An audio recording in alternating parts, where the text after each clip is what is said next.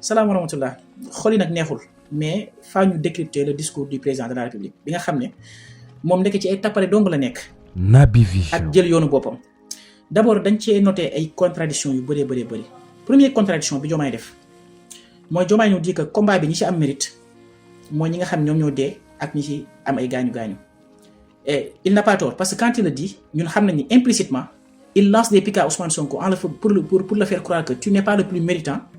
mais ñi dee ñoom ñoo la gën a méritant loolu on n'en disconvient pas ñi dee kenn ëpp leen mérite mais lan moo tax mu contradictoire journée ñooñu muy wax ne ñoo ëpp mérite bi ñu leen defal journée des martyrs Diomaye teewu fa Diomaye yónneewul Diomaye tiitewul te pourtant am na yeneen activité yu fi am Diomaye day yónnee am na yeneen activité yu fi am bu yónneewul sax day dem ci page ISEM mu tiite ñi muy wax ne ñoo ëpp mérite bi ñu leen di delloo njukkal yónneewul teewul tiitewul donc c'est contradictoire Diomaye yow nga ñëw tey taxaw naan da ngay kañ ñooñ nga xam ne maanaam ñoom ñoo dee pour yow nga accéder au pouvoir. Deuxième contradiction bi Diomaye nous parle de Sénégal n'a pas besoin de Messie nee na Ousmane Sonko mësul nekk ci ay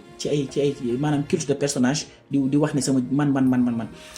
foofu dafa def erreur Sonko mësta woote Messie.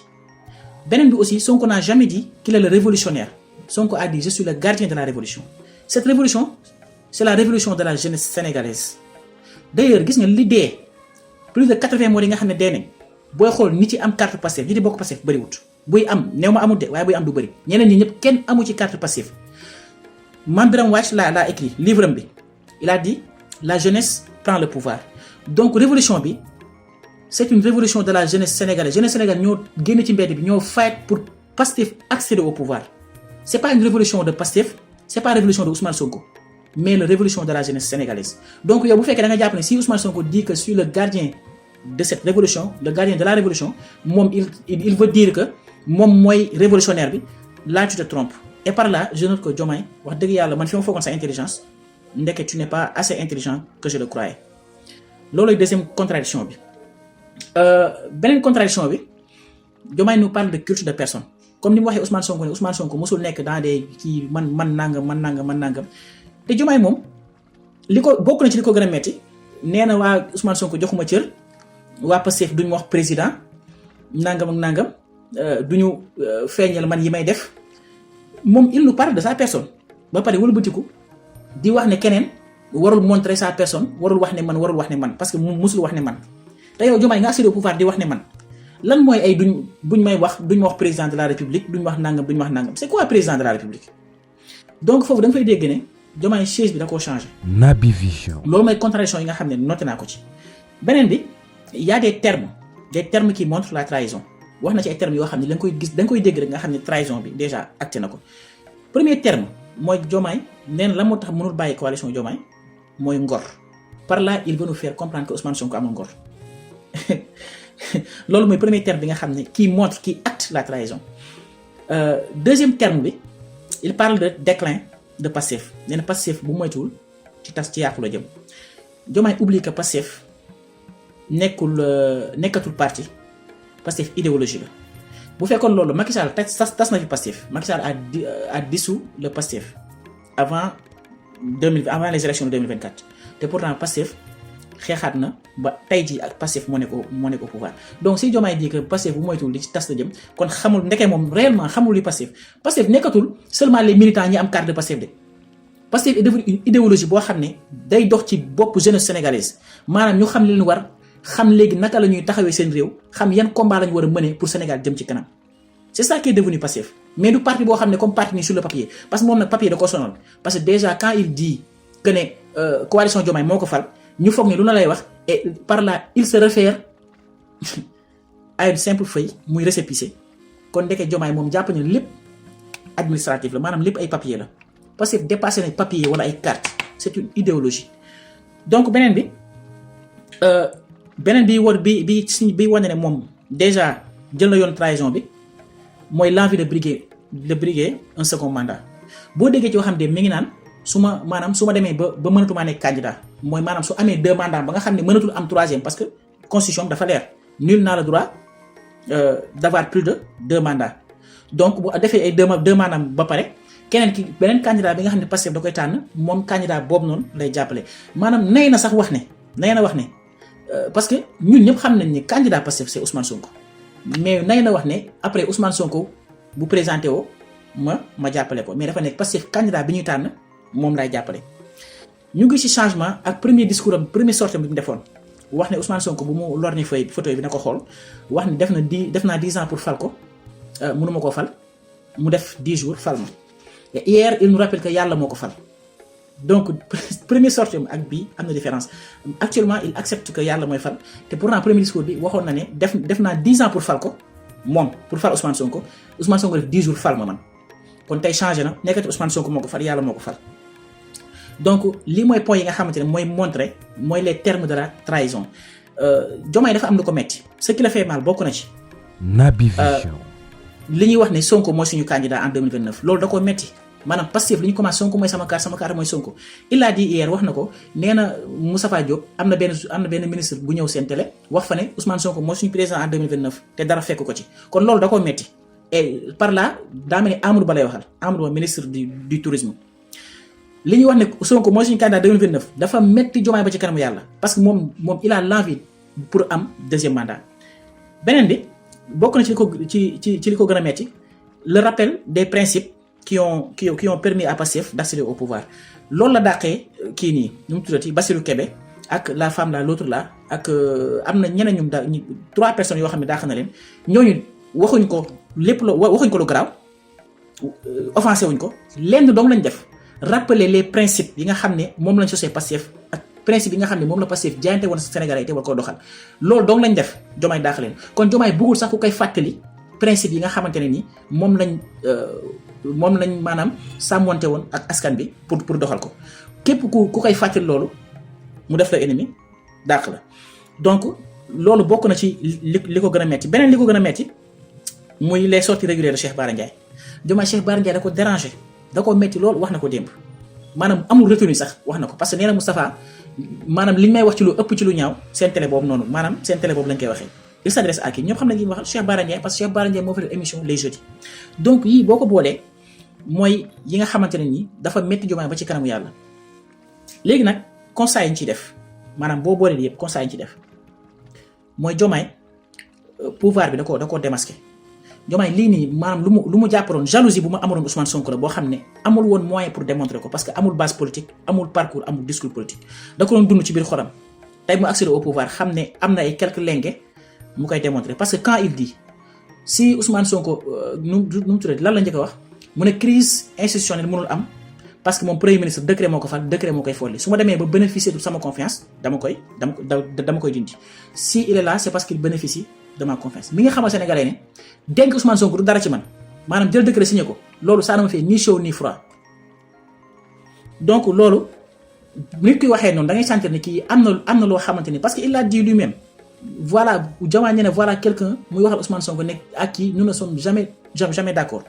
maanaam ñoom ci point yu bëri duñ ci d'accord mais dafa dem ba ne am na loo xam dama ko amal muy loyauté boo xamante ne bu ñu d'accord ci dara sax comme moom mooy président parti bi damay obligé bàyyi donc ñu def moom li nga xam ne moom la wax kon bu fekkente ne yéen du ngeen d'accord ci point yu bëri loolu dafa am lu muy montrer que da nga am jalousie booy piqué envers la personne mais amoo woon foo ko exprimer Diomaye d'ailleurs musuñu la gis dans les fronts amul benn front boo xam ne gis nañ Diomaye wàcc ci xeex posé woon nañ ko question ne ko pourquoi dañu nekk ci front yi mu ne su ma wàccee ci front yi ça va changer quoi maanaam lan lay changer donc nga déggee ci d'un côté aussi Ousmane Sonko am na ci pas responsabilité parce que quelqu'un koo xamante ne ni du ngeen d'accord ci point yu bëri pour man c'était pas le bon choix pour nga jox ko pour mu doon le président de la République sachant que ni ngeen dul woon d'accord ci ay point bu ngeen ñëwee fii day gën a grave parce que di ngeen am point yoo xam du ngeen ci d'accord te mën na répertorier wu ci askan bi mën na répertorier wu ci seen liggéey donc lii moo nekkoon décryptage bi nga xam ne def nañ ko ci discours président Naby Vision mu doon lu ñu metti nag ñu am ci lu ñu naqari mais nag lépp loo gisee ak lii avantage Ousmane Sonko la ça va permettre à Sonko de mieux se préparer pour 2029 incha allah te ñu ngi ci ginnaaw notre combat mooy fal ko te dinañ ko fal incha allah merci beaucoup. Monsieur le président de la République du Sénégal Serigne Bassirou Diomaye man moom yàlla moo dogal ba ma génne ci say affaire yàgg na moom wax dëgg yàlla amatul benn attitude wala benn décision booy jël par rapport ak le premier ministre Ousmane Sonko boo xam ne man dina ma bett personnellement man moom fi mu toll nii rien ne peut plus me surprendre venant de toi du côté négatif gis naa benn extrait nag boo xamante ne bii li ngay wax sans rapport ak Ousmane Sonko wax ci waxu ay ñi ministre yi dem ci plateau naan ay diw candidat de président 2029 nangam ak nangam yooyu yëpp am na aussi tamit je sais pas ndax messimène nga ko tuddee xaw ma dafa la benn petit rappel rek messimène boobu ngay wax noonu ba ngay wax ne maanaam waxu congrès parti rek nangam bu doon congrès parti lañ demee yow boo demee yow doo génn yow sa candidature du valide parce que doo bokk ci ñi congrès bi di choisir boobu mooy benn. ñaareel bi mooy waxu messimène li ngay wax yàgg nañu wax waxu messimène yow sa bopp en personne taxaw nga fii je crois Kër Massar la nga naan kii mooy suñu candidat ñun ñoo koy protéger ba 2024 ñu jox ko réew mi duñ nangu kenn di ko sacrifier loolu yaa ko waxoon n'est-ce pas te loolu c'était personnel loolu c'est messiménisque. beneen bi ci topp mooy yow li la def candidat benn vidéo boo xamante ni bi kenn xamut ban période la ko tedd gi defoon vidéo boobu moo la def candidat yow te ça vient d'une seule personne boo xamante ne bi du congrès du lenn donc kon messimène boobu ngay wax noonu ba léegi dafay imposer wu te da nga koy bañ te bu nekkul woon Ousmane Sonko bañ nañ ko ba bi ñu la defee candidat gars yi lu ne dégg nañ ko Diomaye mooy Sonko ji foofu la commencé juste pour ñu xam la pour ñu xam la yow xam yow yaay kan ba mën laa wóolu def la président de la république il a fallu que ñu boole sa tur ak turu Ousmane Sonko def benn liaison Diomaye mooy Sonko mooy Diomaye boobu noonu loolu moom mettre en confiance les électeurs ba ñu mën la voter yow tey nga nekk président de la république du Sénégal grâce à Ousmane Sonko yàlla moo la fal d'accord mais mosoo gis ci àdduna fu yàlla wàccee jël di teg ko ci benn place wala def ni ko suñu borom ci xel doomu aadama yi lay jël def leen ci nit wala mu tàggat benn doomu aadama jël seen xol yi dugal ci nit kooku noonu ba nga xamante ni bii kooku lu mu bëgg moom la ñu doomu aadama yi di bëgg suñu borom dogal loolu ci Ousmane Sonko mu choisir la nga nekk président de la république parce que sénégalais yi moom lañ gëm moom lañ bëgg moom lañ topp ñun duñu fàtte bi ñu nee candidat nga de am na ñu doon wax fi naan yaa ngi imaginer fii Sénégal am na ñu doon wax naan yaa ngi imaginer ëllëg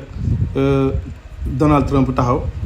Poutine taxaw Macron taxaw ñu ne kan mooy président du Sénégal ñu ne Diomaye di la sous-estimer quoi. Naby Vision di la sous-estimer à la limite sax dañ doon stigmatiser